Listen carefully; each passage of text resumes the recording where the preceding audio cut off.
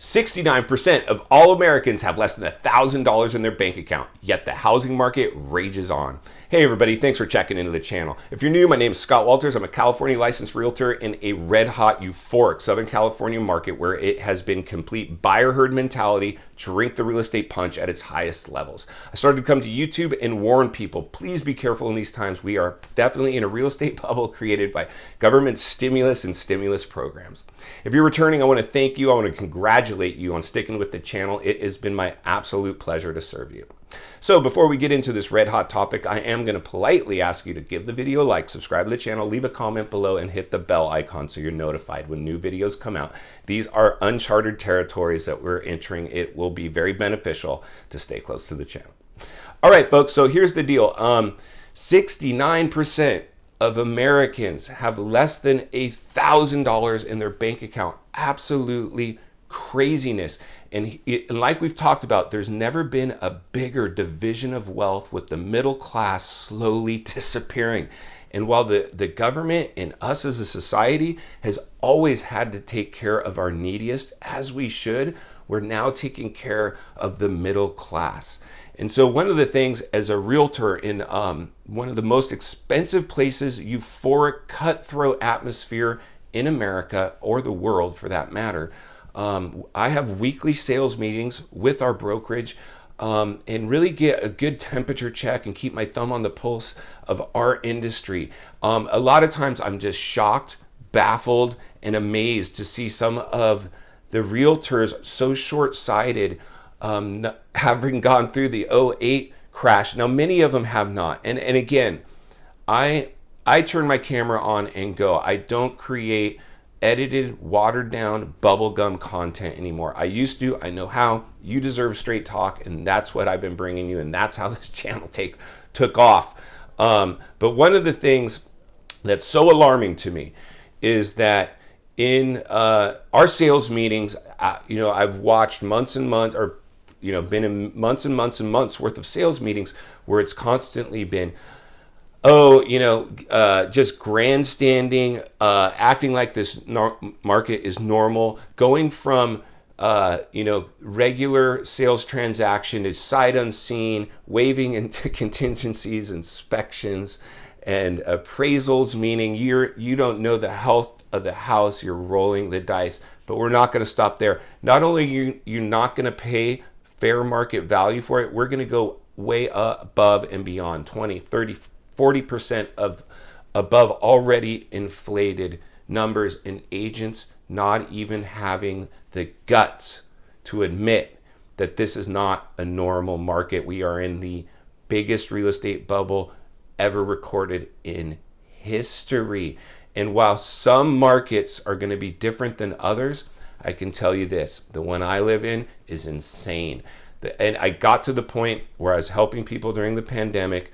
I even bought into the herd mentality briefly, momentarily, where I found myself searching homes or watching the inventory in my area come on, thinking about, maybe I should cash out some of my properties and go buy.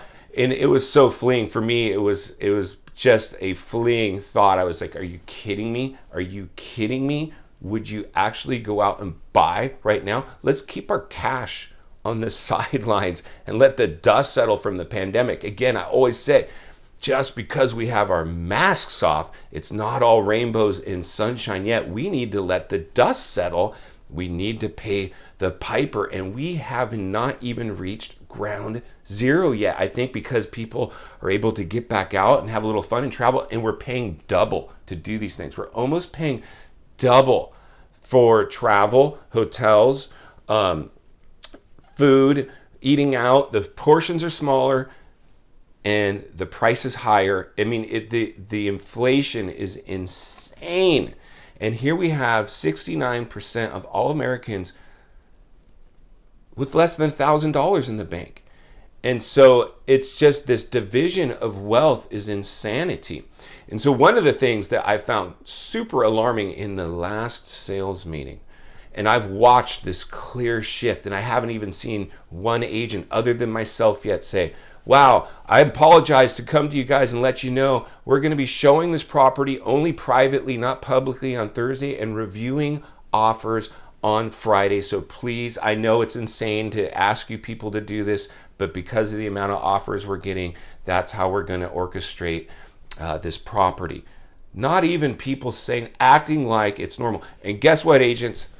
That's going to end, because here's the thing, and here's why. When you have eviction bans, millions and millions of property owners chomping at the bit to go to market, they see what they can get for their houses right now. And every day the market softens is thousands, tens of thousands, some cases hundreds of thousands of dollars going down the toilet on these landlords. They cannot wait to come to market. Two, the banks can't foreclose. Yet they've had all these owners request mortgage forbearance and stop making their payment. And while they can't hold it against them, supposedly, they are now on the bank's radar as a at-risk loan. Believe me. So there's when payments have to resume again with the people in forbearance and they cannot make that payment, they're coming to market too. And then when unemployment benefits and in these people, have you gone down any big city street? Help wanted, empty stores. Just in alarming numbers. But people don't want to go back to work. Why should they? They're surviving on unemployment benefits, enjoying the summer, getting out, having fun. What? Go back to work and make as much or less than I am right now at home? No thanks. Who can blame them?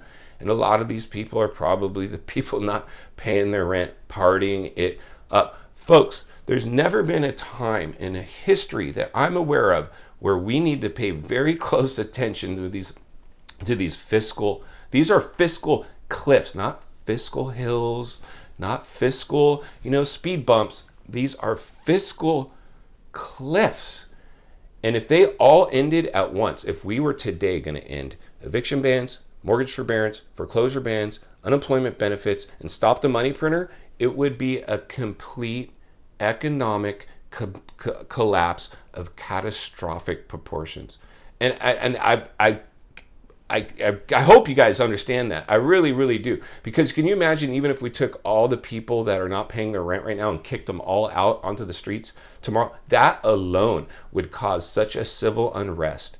And I think I've talked about this in a previous video.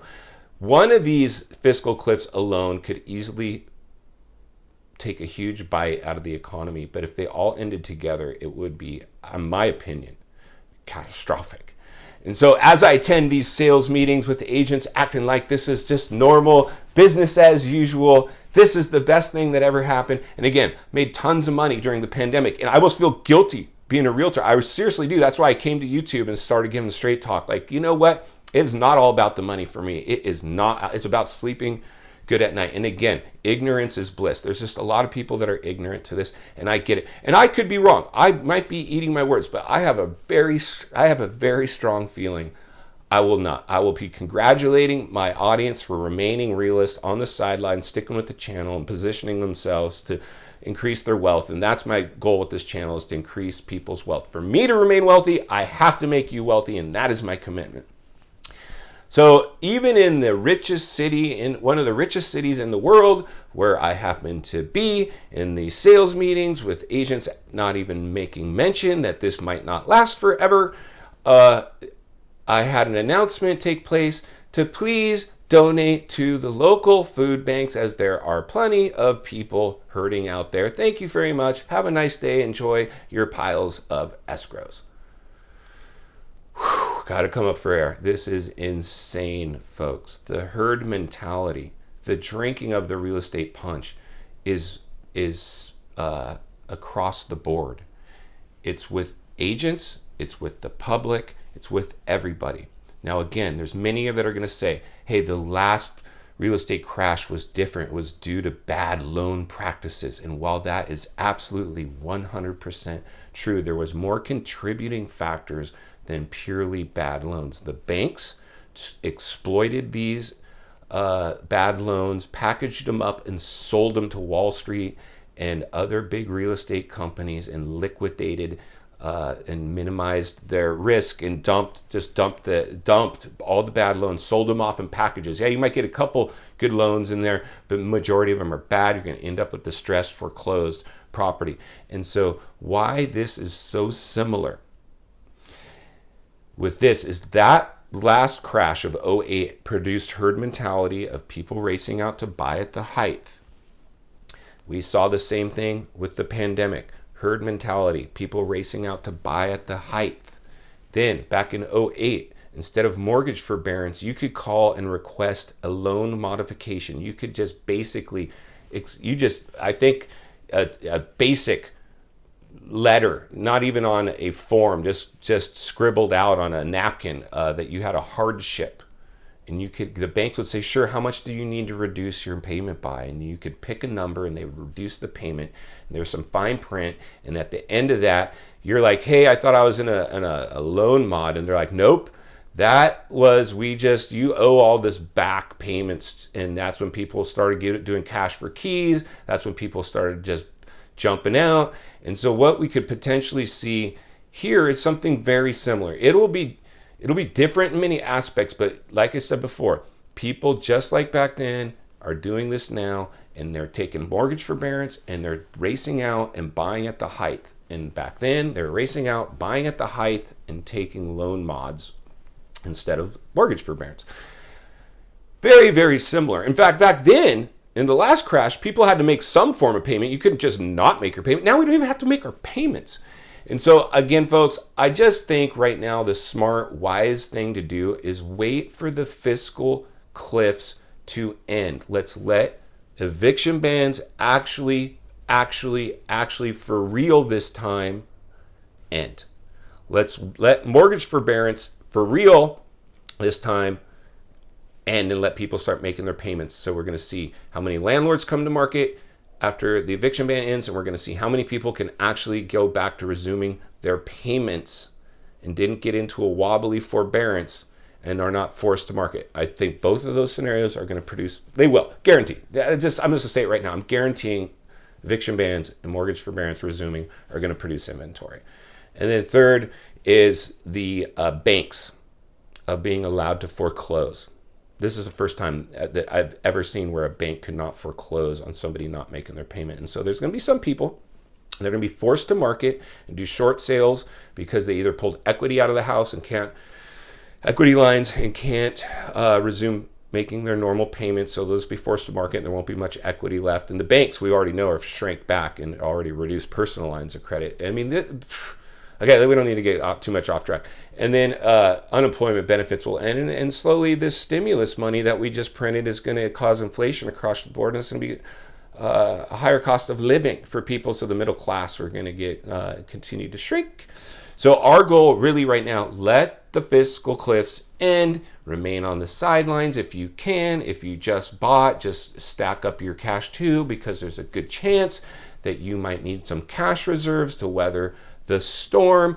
Hopefully if you can pay down or adjust your mortgage so it meets what current rental rates of the property are, so you can have your mortgage payment match what it would rent for. That way, if there's an emergency and the bottom falls out for you or your job, you can always put a renter into the property and go jump into some cheap rental somewhere until you can regroup and gather yourself and get back on track. And again, I've said this before, anytime we're buying property, always put enough down where the mortgage payment will match what it would rent for, because that's going to allow you to sleep much better at night, knowing if it ever needed, you could always turn it into rental property, which is what you should be concerned with anyway. 95% of all millionaires didn't make their money owning their primary home. They made it owning other people's homes. Be less concerned about owning your own home, more concerned about owning other people's homes. So make sure anytime you buy, whether it's now, in the future, whenever, always make sure that you check the rent range of that property, even if you have no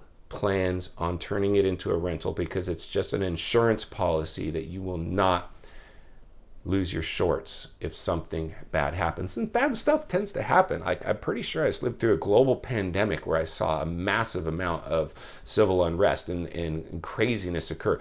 These things happen. They'll continue to happen. knowledge is power. We got to just remain realist in these times. So I really appreciate your time, the support. Go make it count today, and we'll see you on the next video.